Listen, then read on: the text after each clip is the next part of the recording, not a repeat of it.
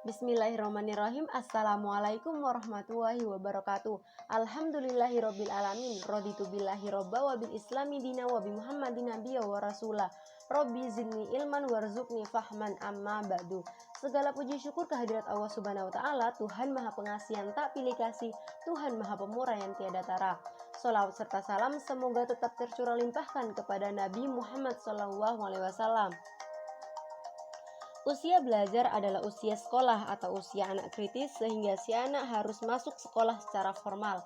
Pada kesempatan kali ini saya akan membawakan tema dari Tafsir Tarbawi 2, yaitu usia belajar dan hukuman. Sebelumnya, perkenalkan nama saya Junaina Bintang Novita dari Program Studi Pendidikan Agama Islam Fakultas Agama Islam Universitas Muhammadiyah Surabaya. Dalam pembahasan kali ini ada 5 pokok pembahasan yang akan kita bahas. Yang pertama, hadis tentang usia belajar dan hukuman. Yang kedua, kosakata atau mufradat. Yang ketiga, terjemahan hadis.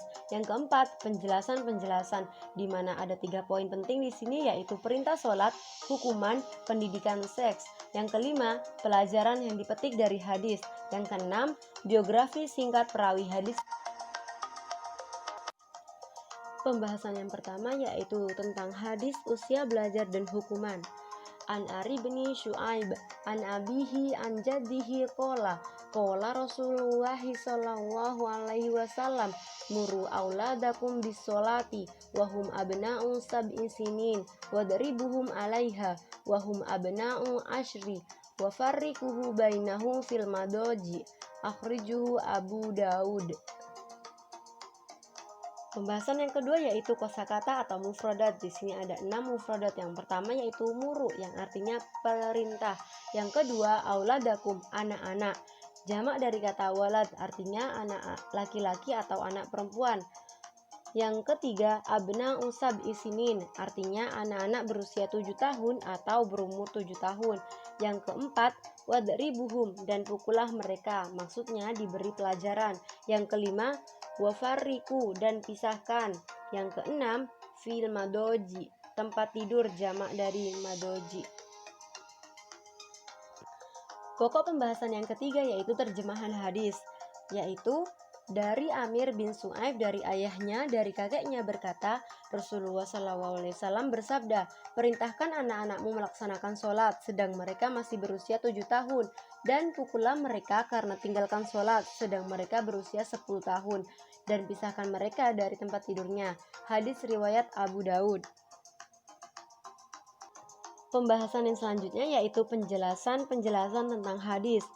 Hadis ini menjelaskan bagaimana cara mendidik agama pada anak-anak. Pendidikan agama itu harusnya diberikan kepada anak sejak sedini mungkin, sehingga setelah dewasa nanti mereka sudah terbiasa dan melaksanakannya dengan mudah dan ringan. Nah, dari perintah agama yang disebutkan dalam hadis ini ada 3 perintah, yaitu yang pertama perintah melaksanakan sholat, yang kedua perintah memberikan hukuman, dan yang ketiga perintah mendidik pendidikan seks. Orang tua sebagai penanggung jawab pendidikan terhadap anak-anaknya, Rasulullah memerintahkan kepada orang tua agar mereka meminta anak-anaknya atau mendidik anak-anaknya sedini mungkin untuk melaksanakan sholat. Seperti sabda Rasulullah SAW yaitu muru auladakum bis sholati wahum abna'u sab'i sinin, yang artinya perintahkanlah anak-anakmu melaksanakan sholat sedangkan mereka berusia 7 tahun. Perintah di sini maknanya dilakukan secara tegas, sebab pada umumnya perintah sholat sebenarnya sudah dilakukan orang tua sejak sebelum usia tersebut. Anak sejak usia 4 tahun, 5 tahun sudah diajak orang tuanya melaksanakan sholat bersama-sama. Anak-anak melakukannya walaupun mereka secara ikut-ikutan atau meniru gerakan-gerakan sholat. Anak pada usia ini hanya sekedar ikut-ikutan, belum melakukannya secara baik gerakan-gerakannya maupun bacaannya. Anak kadang-kadang mau melakukannya dan kadang-kadang tidak mau melakukannya. Nah, setelah ia usia mencapai 7 tahun, diperintahkanlah oleh orang tuanya hendak secara tegas, tidak seperti pada saat usia di bawah 7 tahun. Perintah sholat berarti perintah mengajarkan cara sholat, karena tidak mungkin anak-anak diperintahkan sholat sementara itu dia belum bisa melakukannya. Dalam riwayat Imam At-Tirmizi, Rasulullah SAW bersabda, Alimus sabiyya sholata bna sab'i sinin. Artinya, ajarkan anak sholat sedangkan ia berumur 7 tahun. Hadis ini perintah mengajarkan sholat pada anak-anak tentang syarat-syarat, rukun-rukun, dan beberapa sunnah dalam sholat. Al-Alaki dalam Syarah Al-Jami As-Saghir mengatakan yang artinya orang tua hendaknya mengajarkan apa saja yang dibutuhkan dalam sholat seperti syarat dan rukunnya. Orang tua hendaknya memerintahkan melaksanakan sholat setelah diajarkannya. Upah pengajaran diambil dari harta anak jika punya harta, dan jika tidak punya upahnya dibebankan pada walinya. Dalam ilmu pendidikan, perintah adalah salah satu alat pendidikan. Jadi dalam pendidikan ada perintah, ada larangan. Hal ini dimaksudkan agar anak mengerti mana yang diperintahkan dan mana yang dilarang. Perintah adalah alat pendorong anak untuk melakukan sesuatu, sedang larangan adalah alat untuk menghentikan suatu pekerjaan. Islam mengakui adanya perintah dan mengakui betapa pentingnya perintah itu. Usia 7 tahun dalam perkembangan anak disebut usia kritis dan mumayyiz atau usia pendidikan, di mana pada usia ini seorang anak sudah dapat membedakan antara kebenaran dan kesalahan, antara yang hak dan yang batil. Dan pada usia inilah anak sudah memulai berpikir cerdas, menangkap pengetahuan, serta dapat berkomunikasi secara sempurna atau mumayyiz. Oleh karena itu, perintah sholat secara tegas dimulai pada usia ini, dan pada usia ini pula kemudian dijadikan pedoman dalam penerimaan sekolah di tingkat dasar seperti sekolah dasar atau madrasah ibtidaiyah. Perintah yang kedua yaitu perintah memberikan hukuman. Perintah sholat secara tegas harus dimulai sejak usia 7 tahun dan berlanjut sampai usia 10 tahun. Jika pada usia 10 tahun seorang anak tidak mau melaksanakan sholat, maka orang tua diperintah untuk memukul, sebagaimana lanjutan dari hadis tadi, yaitu wadribuhum alaiha wahum abna'un ashrin, yang artinya pukullah mereka karena tinggal sholat sedang mereka berusia 10 tahun. Pada potongan hadis ini, perintah memberikan hukuman bagi anak yang membangkang perintah atau melanggar larangan. Pukulan di sini maknanya adalah hukuman yang sesuai dengan kondisi.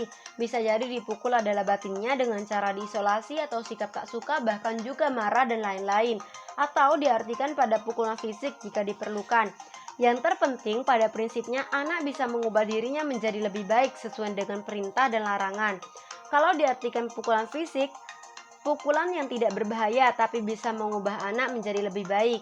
Kenapa pada usia 10 tahun harus diberi hukuman dipukul? Karena pada usia 10 tahun anak sudah bisa tahan dengan pukulan asal jangan di wajah. Al-Alaki dalam Syarah Al-Jam Al-Saghir berkata, yang dimaksud pukulan atau tamparan di sini pukulan yang tidak membahayakan, tetapi pukulan yang sifatnya mendidik, yang berfungsi agar anak mengakui kesalahan dan mau memperbaikinya.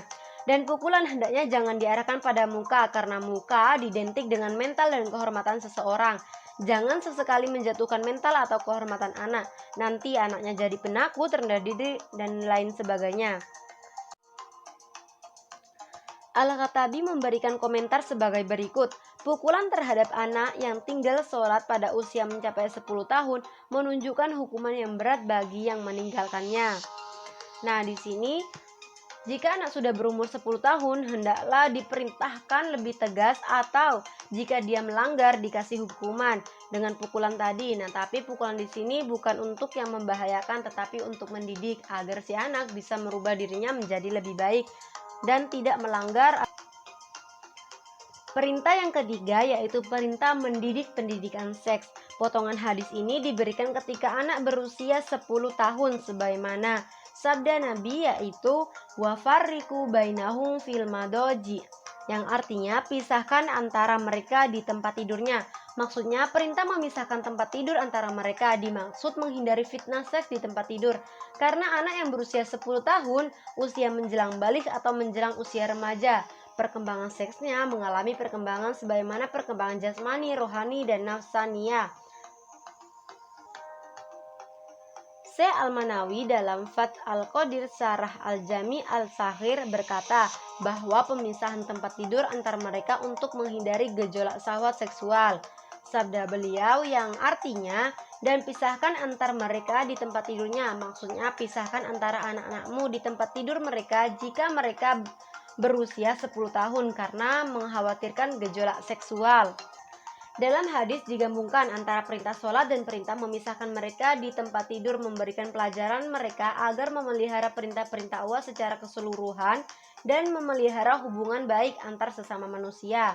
Tidur bersama antar saudara dalam satu tempat tidak mendidik baik dan dikhawatirkan terjadi penyimpangan seks, baik disengaja maupun tidak disengaja. Al-Tibi berkata, perintah sholat dan pemisahan tempat tidur di antara mereka di tempat tidur di usia kecil digabungkan karena memberi pelajaran etika serta memelihara perintah Allah secara keseluruhan dan memberi pembelajaran serta hubungan antar makhluk agar mereka tidak terhenti dari tempat-tempat yang mencurigakan. Kemudian mereka meninggalkan hal-hal yang haram. Maksudnya yaitu anak dijauhkan dari pengaruh dorongan-dorongan seks atau penyimpangan seksual, baik dari pergaulan bebas atau tontonan-tontonan, gambar-gambar, cerita-cerita yang merangsang birahi seksual anak. Al-Abrasi membagi beberapa tahapan pada usia anak dalam pendidikan, yaitu sebagai berikut. Yang pertama, usia balita atau sampai 5 tahun, usia pendidikan jasmani, akhlak dan pembiasaan budi pekerti. Pembiasaan ucapan yang baik seperti terima kasih, maaf, minta tolong, dan lain-lain. Pembiasaan memulai makan dengan basmalah, mencuci tangan dan mengakhiri dengan hamdalah. Pembiasaan adab akan tidur dan bangun tidur, dan lain-lain. Yang kedua, usia 6 tahun, sekolah diberikan pendidikan jasmani, rohani, akli, khuluki atau akhlak dan jenis sosial. Yang ketiga, usia 7 tahun dipisah dari tempat tidurnya, diajarkan berwudu dan biasakan sholat. Usia yang keempat, yaitu umur 13 tahun dipukul sebagaimana hukuman karena meninggalkan sholat. Umur 16 tahun dikawinkan. Tahapan usia pendidikan ini tidak sama dengan teks hadis yang saya bacakan tadi, karena berdasarkan periwayatan yang berbeda. Perbedaan usia pada dua hadis ini tidak terlalu jauh, tentunya tergantung pada perkembangan anak. Intinya, usia pendidikan hendaknya dimulai sedini mungkin dan dilakukan secara kontinu dari tahapan ke tahapan sehingga perkembangan usia anak mulai dari dini sejak dewasa. Belajar dimulai sejak usia kecil lebih baik daripada belajar setelah dewasa. Sebagaimana sabda Nabi yang diriwayatkan oleh Al-Baqi dan Al-Atabrani dari Abi Al-Darda dalam kitab Al-Awsat, yaitu perumpamaan orang yang belajar ilmu pada usia kecil bagaikan mengukir di atas batu, dan perumpamaan orang yang belajar pada usia dewasa bagaikan menulis di atas air.